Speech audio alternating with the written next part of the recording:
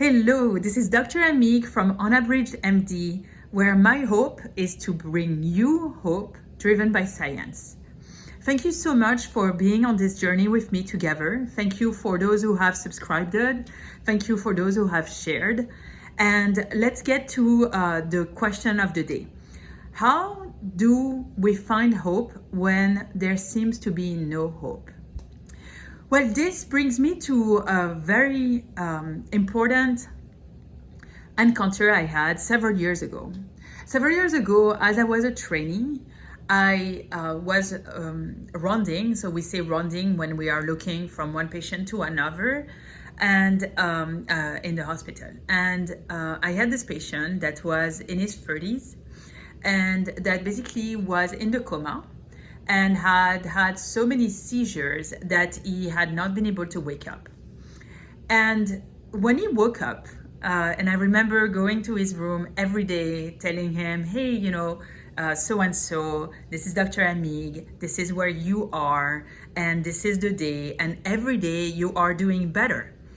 And I really believed that he was doing better because I thought, he's not getting worse, so this is better. And then one day he woke up, and because of the damage that the inflammation had caused on his brain, he woke up hemiplegic. So hemiplegic means that half of your body does not work, does not respond to you. So one half of his face wasn't working.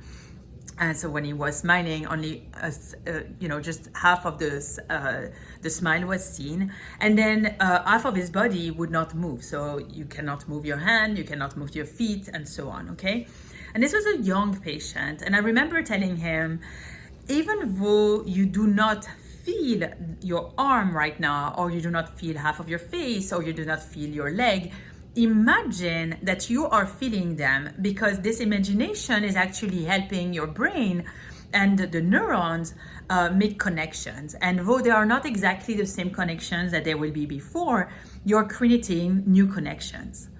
And just before he left the hospital, because he was doing better, but he was still, hemiplegic, so still half of his body wasn't working, he took off the sheet that was covering him and basically showed me his legs. And on his legs, on his feet, he had put his sneakers. And he looks at me and he says, Dr. Amigues, I have listened to what you've said, and I am putting my shoes because every day I am thinking and I am visualizing myself running, and one day I will run.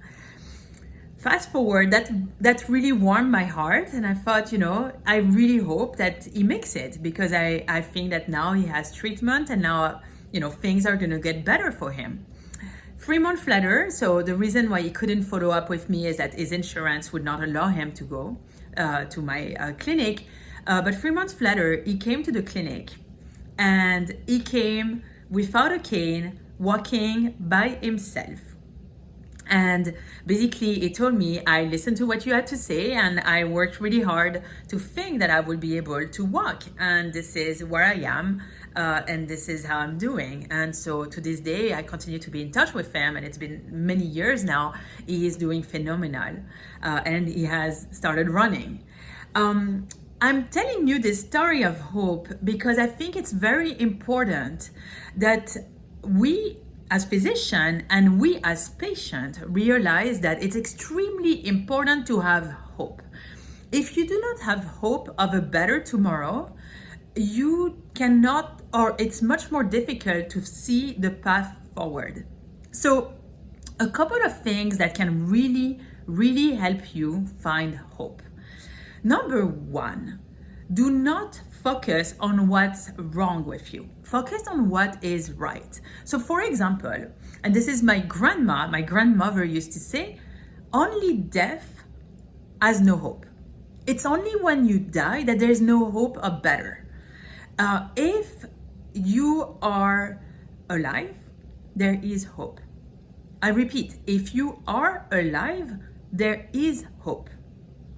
There is hope for why. Why is that? Because there is always something that you can look forward to.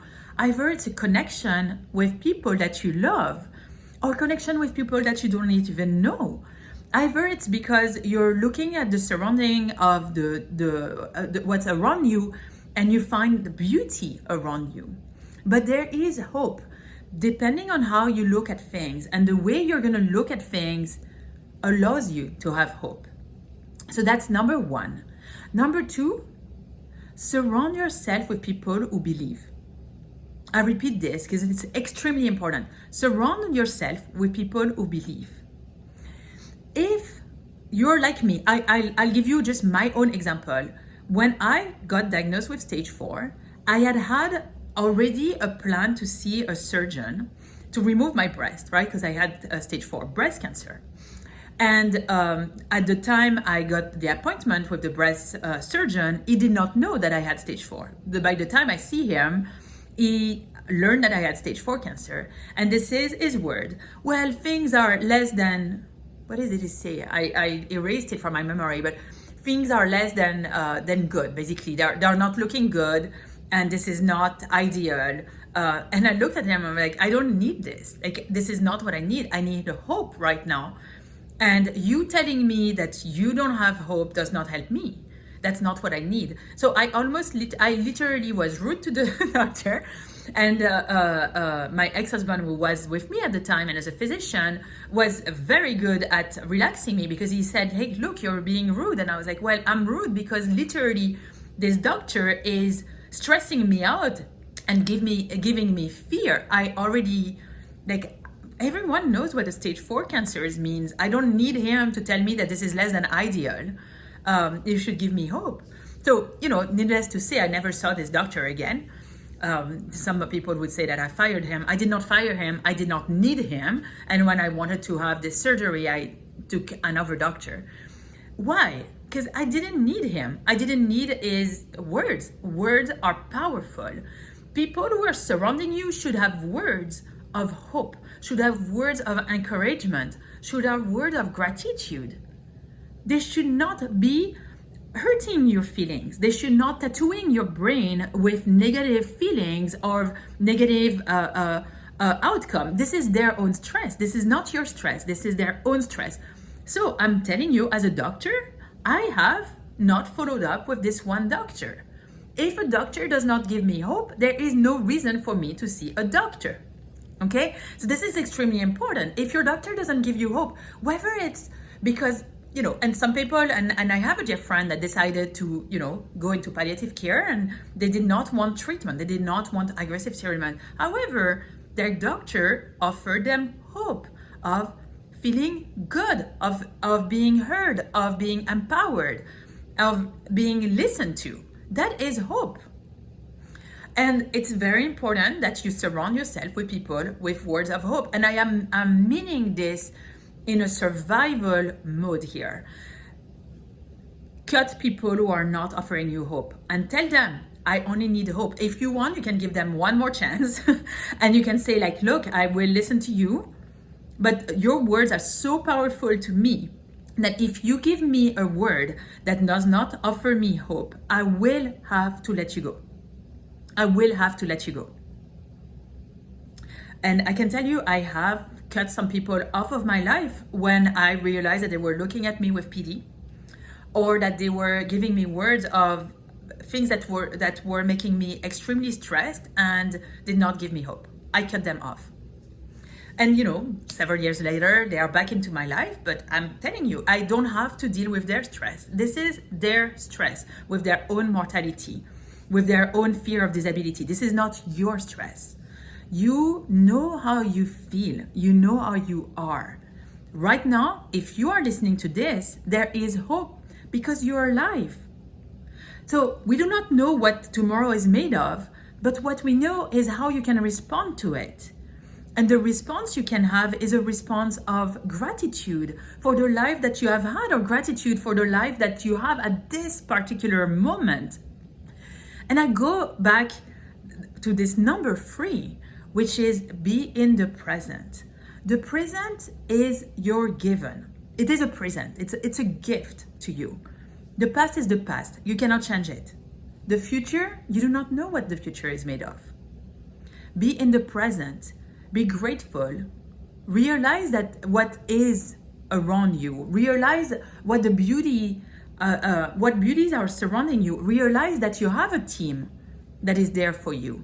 And maybe it's not a full team that's there for you. Maybe it's at least one person that's there for you.